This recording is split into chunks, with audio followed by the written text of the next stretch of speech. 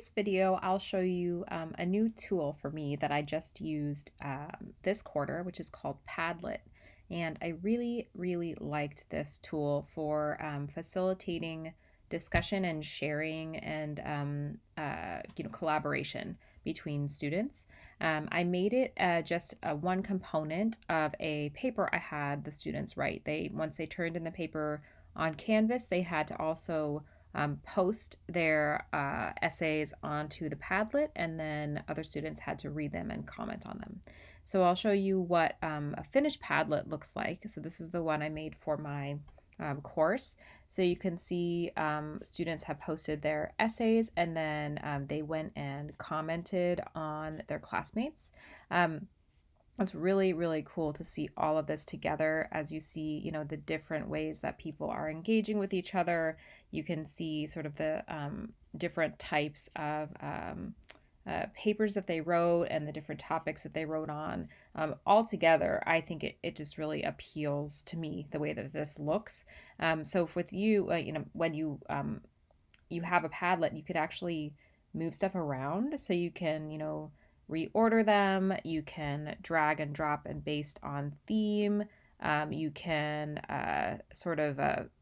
just arrange it the way you want to arrange it, which I think is really interesting.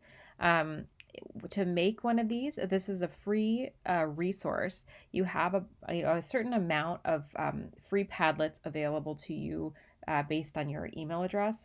And for me, I just linked Padlet to my Google account. So I didn't have to, make a username or anything.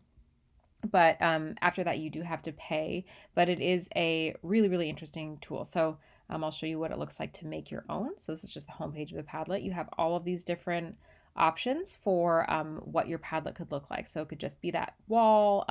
The way I did mine was a series of columns. So I did the shelf. You can do it as a timeline, as a map, a grid. It's really interesting. So I'll show you what one looks like. And you have this background that pops up, but you can actually change the wallpaper, add your own picture.